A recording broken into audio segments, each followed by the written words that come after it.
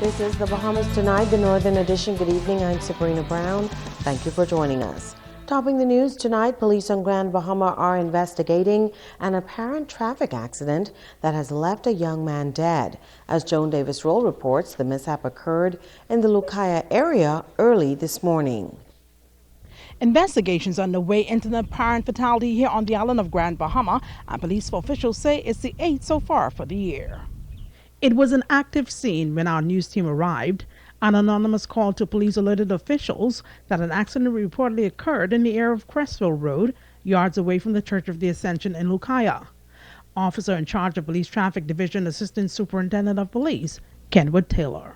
Police received a report that an accident took place on West Beach Road.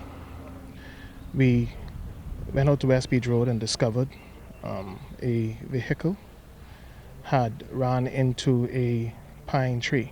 Preliminary investigations revealed that a 2004 Ford Escape, while heading north on West Beach Road, lost control and ran into a pine tree. ASP Taylor noted that there were some other pieces to this tragedy that police are attempting to put together. The body was found outside of the vehicle, and we would like to allow the investigation process to be completed before we reveal any additional information with regard to same. Anything to suggest a time lapse? What time may have lapsed in when this accident may have occurred? Yes. One thing of note, we've noticed that rigor mortis had taken place with regard to the lifeless body, and so we suspect that the accident may have taken place some 3 to 4 hours earlier. Now, ZNS News has learned that the victim is a 31-year-old resident of Williamstown. He has been identified as Vernon Smith. Now, while some details remain sketchy at this time, road safety, Taylor says, continues to be a priority. I'd like to use this opportunity to sensitize members of the public with regard to driving with care and attention.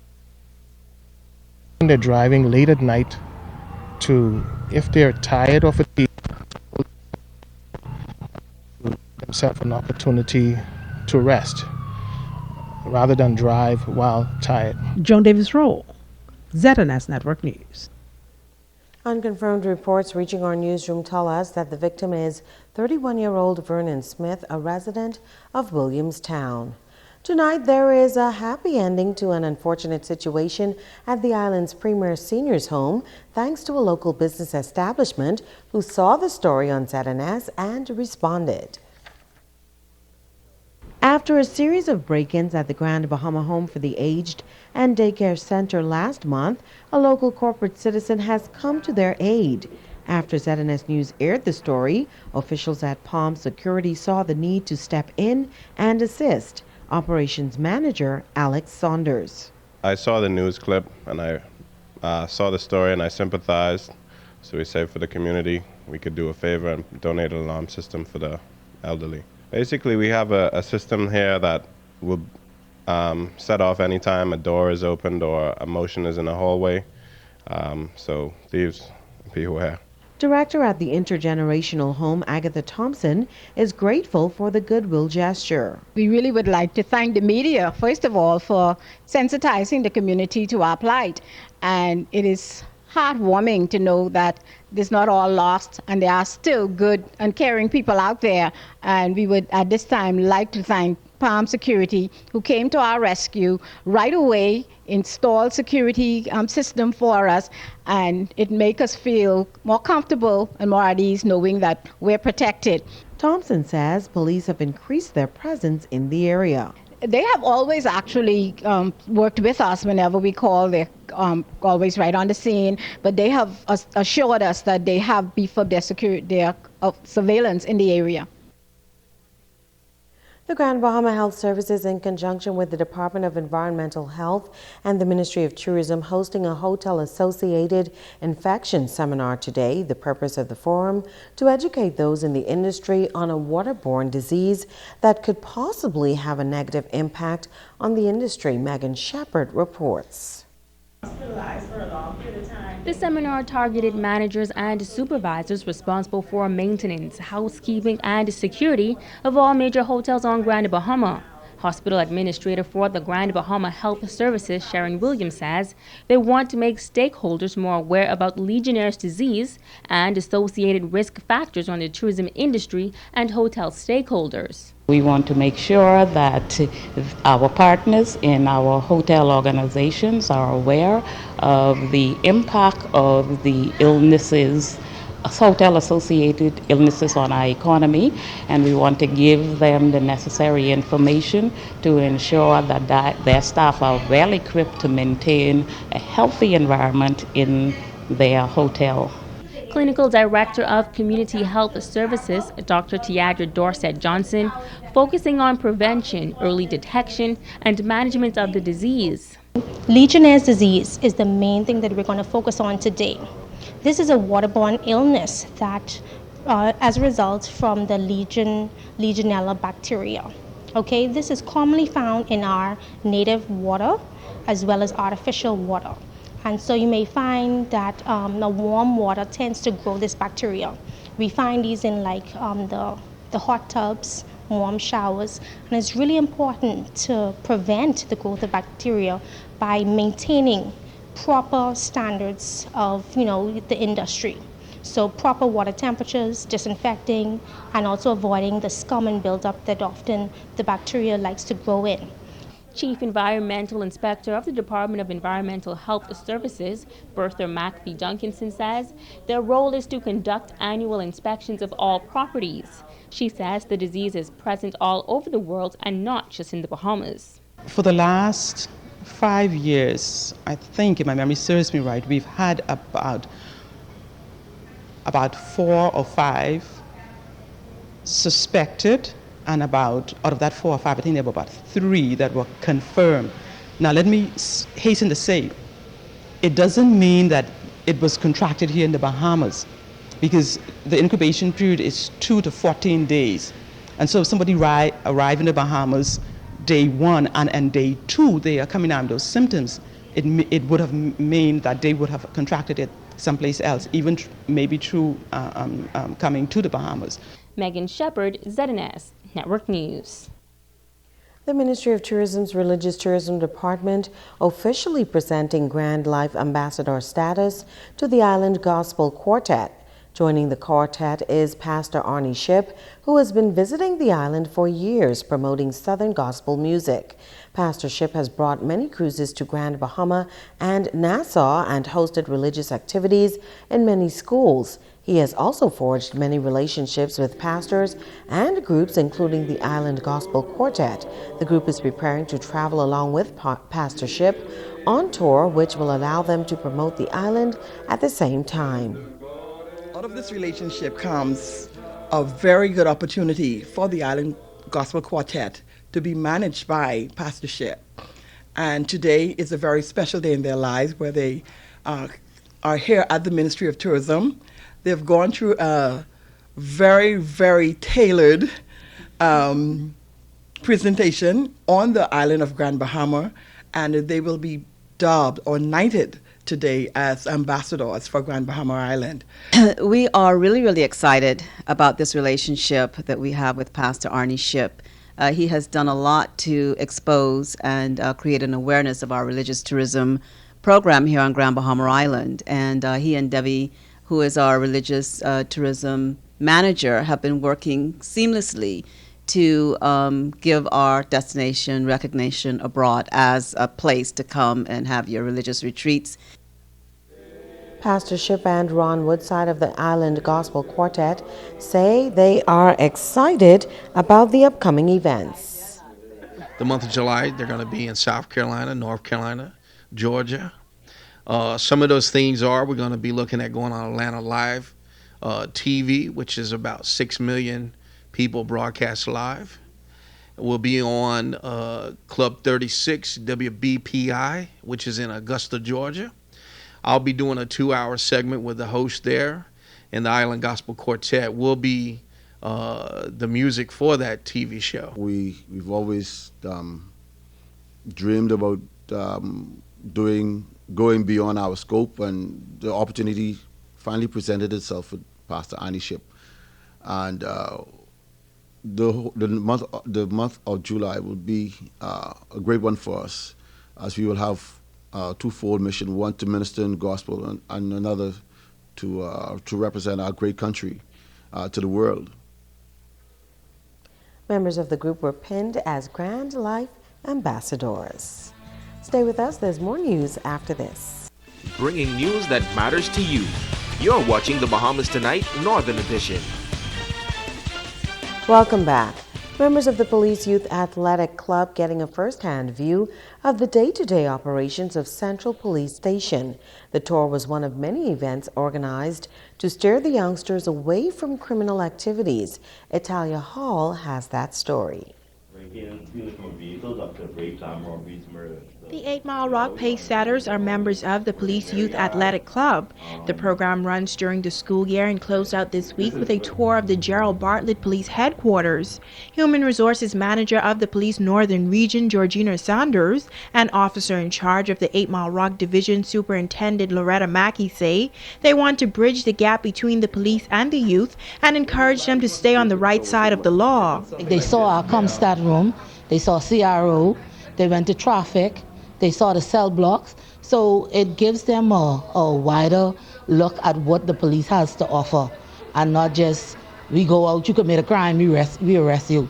It's more to it than that. We're hoping that at the end of the day, that they take away not only the fun part of it, but the educational part of it, that they must be honest, they must stay in school, learn their education, because education is key for them for the future, and there's a lot that they can do. The tour included the fun side of the police department as well as the serious side by getting a view of those in custody. Superintendent Mackey says this opportunity gave students a behind-the-scenes look at what it takes to be a police officer. The Commissioner of Police, Policing Plan, priority number 5, speaks to us engaging our youth and positive activities, and we have been meeting with our youth club once a week for the past 4 months, where we engage them in wholesome chat by different persons coming in, whether it's an electrician, a plumber, someone talking about etiquette, personal hygiene.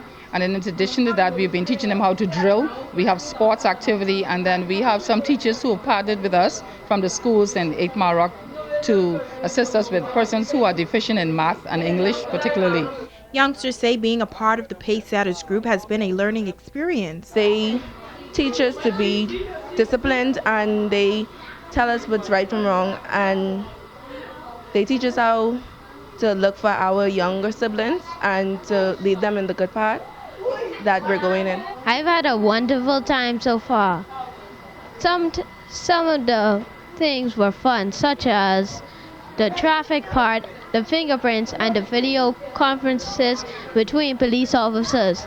But some of the parts were serious, such as the cells. A free Pace Setters summer program begins on the 13th of July for 4 weeks. Reporting for ZNS Network News, I'm Italia Hall. The Freeport City Local Government Council to open its annual summer camp on Monday. The camp will be held at 3 separate locations and promises to provide some wholesome summertime fun for hundreds of students. Councillor Shavita Campbell says they are pleased to be able to staff the camp once again. It is free to the public, no cost. Your parents just pick you up and drop you off. So let your parents know, let your aunts, uncles know that we have 3 locations this year. And whilst you are at work, your sibling, your god sister, your relative can be at camp with qualified instructors, persons who take them serious, who cares for them. So summer camp is here. That starts July 6th. The camp will be held from 9 a.m. to 1 p.m. Monday through Friday at the Susan Wallace Teen Center, the Walter Parker Primary School, and St. George's High School. It's time now for Ask the Doctor. Hi, and welcome to Ask the Doctor. I'm Dr. Monique Pratt. Barry from Nassau asks, my coworker complains about pain during her period every month. Sometimes she even misses work. Can a monthly period really cause such a severe problem, or is she exaggerating? Barry, thank you for asking a question that I'm sure has been on the minds of many men at one time or another. The discomfort your coworker is describing is most likely menstrual cramps. Menstrual cramps, or dysmenorrhea, are throbbing or cramping pains in the lower abdomen. Many women experience these just before and during their menstrual periods. For some women, the discomfort is an uncomfortable annoyance, but for others, they can be severe enough to interfere with everyday activities. Symptoms include throbbing or cramping pain in your lower abdomen, pain that radiates to the lower back and thighs, loose stools, or headaches. If you started menstruating within the past few years and have menstrual cramps, chances are your menstrual pain isn't a cause for concern. However, if menstrual cramps disrupt your life every month, if your symptoms progressively get worse, or if you're older than 25 and just started having severe menstrual cramps, see your doctor or visit a community clinic to arrange a referral to a specialist. Endometriosis or uterine fibroids can cause severe cramping, and treating the underlying cause is key to reducing the pain. Menstrual cramps that aren't caused by an underlying condition tend to lessen with age and often improve once a woman gives birth. I'm Dr. Monique Pratt, and this has been Ask the Doctor. And join the West Grand Bahama District Council at the Pre-Independence Street Festival and Junkanoo Rush Out this Friday night in West End. Junkanoo groups to be featured will include the Platinum Knights, Swingers, New Life Classic Dancers, Kingdom Culture, and Western Star Titans, with a special performance by Stolito. Gates open at 7 p.m. Showtime is at 8 p.m. Don't go away. Sports is up next with Ricardo Liborn.